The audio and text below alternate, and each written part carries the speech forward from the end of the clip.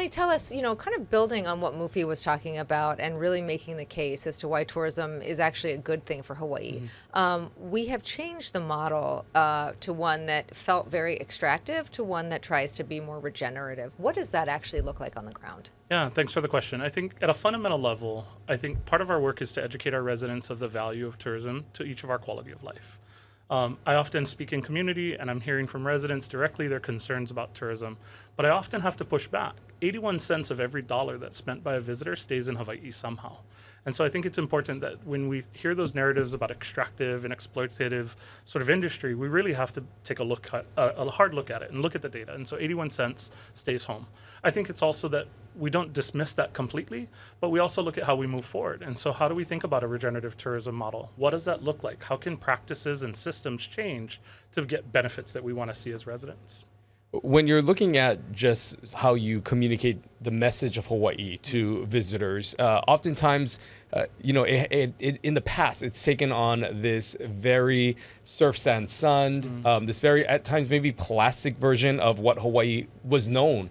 How difficult is it to maybe shift the narrative now to something completely different, to maybe engage visitors in more of an interactive experience, to integrate the culture? What has that transition been like? Yeah, I think for us, it's been deeper storytelling. It's going beyond the sun, sand, and surf and really telling more compelling narratives. And so I think if you look at our work, even from 2018 and the Hawaii Rooted campaign and other campaigns that we've done since that time, we've really tried to go beyond that. But what we can't lose is really the perspective that these messages are a way to educate our visitors before they arrive, help them to understand what their kuleana is when they do visit, but we can't lose sight that we are inviting people to come and visit. And so we have to be relatable and we have to help them understand what assets and product exist here. And so how do we do and find that balance has kind of been the journey we've been on.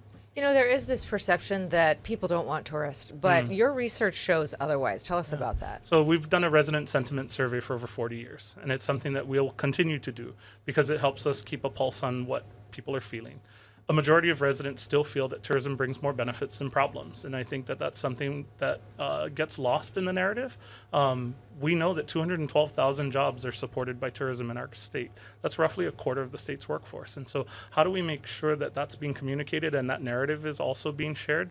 While not dismissing some people who have challenges with tourism, part of the reason why my position was created and why the legislature gave us 5 new destination manager positions and codified destination management was because we recognize the challenges that are before us. And so we know we have work to do, but we cannot just simply say, no more, because there's nothing else to replace it.